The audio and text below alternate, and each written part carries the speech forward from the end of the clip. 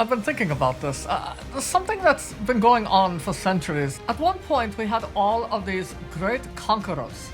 Alexander the Great, Catherine the Great, and Peter the Great, and Genghis Khan, Attila the Hun, Julius Caesar! He kicked some serious ass!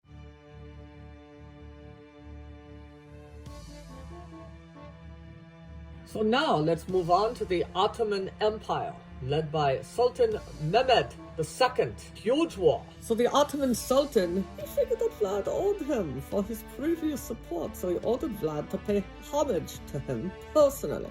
Instead, Vlad had the Sultan's two envoys captured and what? Executed by firing squad. No, impaled. Oh, yes. He had the Sultan's two envoys captured and impaled. Mehmed launched a campaign against Wallachia to replace Vlad with Vlad's younger brother, Radu. Was Radu supposed to be an innocent, lamb-like version of Vlad? What? I mean, they're all related and they're all insane. Why in the world would Mehmed think that Radu would be this great alternative? At one point, Mehmed sent 60,000 of his men into Wallachia with a ton of power and sophistication. Vlad's forces were only 24,000, but the small number was balanced out by Vlad's reputation in Eastern Europe for being a murdering madman who would stop at nothing to get the job done, who would impale his victims and leave them impaled in rows like some kind of seriously twisted corn maze to scare the hell out of people. In 1462, at night, Vlad launched an attack from hell that resulted in 20,000 Ottoman soldiers and prisoners being impaled to create what was known as the Forest of the Impaled. Vlad tried to capture the Sultan at Targoviste during the night of June 16, 1462. He failed, but the Sultan and his army left Wallachia, so at least he got them to leave. It's probably like, oh boy, look what I'm up against here.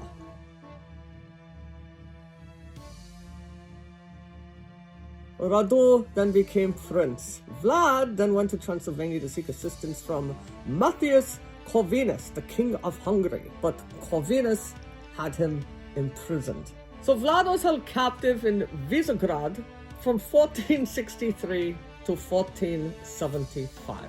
During his period there, stories about his cruelty started to spread. They only just started to spread. Having impaled 23,844 Turks was not enough to get the word out that this guy is absolutely an unhinged lunatic. He was finally released at the request of Stephen the Great of Moldavia.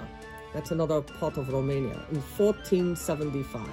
Why in the world did Stephen the Great release this guy? Why?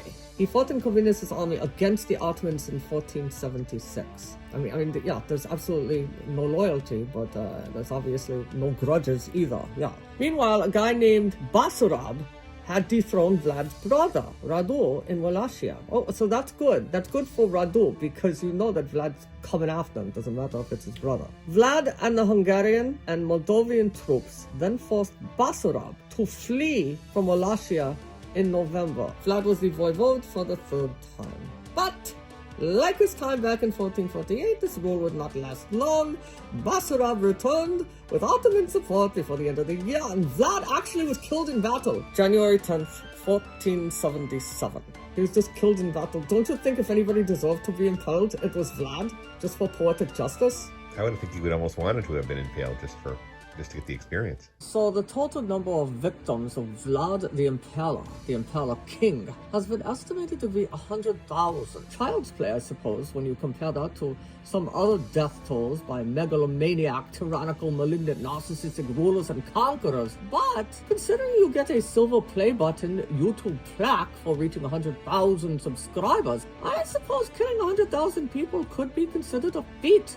Many of these guys were killed in astoundingly cruel ways, and supervised directly by Vlad himself, putting them on spikes, dismembering them, even skinning them alive, boiling them alive in large cauldrons. And apparently Vlad liked to picnic in the fields where he impaled his victims. He got a reputation for drinking the blood of his fallen enemies in the belief that it would make him stronger. Likely not true, but people had this unshakable impression of him that made something like this not that far-fetched. Books describing Vlad's cruel acts were among the first bestsellers in the German-speaking territories. Vlad's last name inspired the name of Bram Stoker's literary vampire, Count Dracula.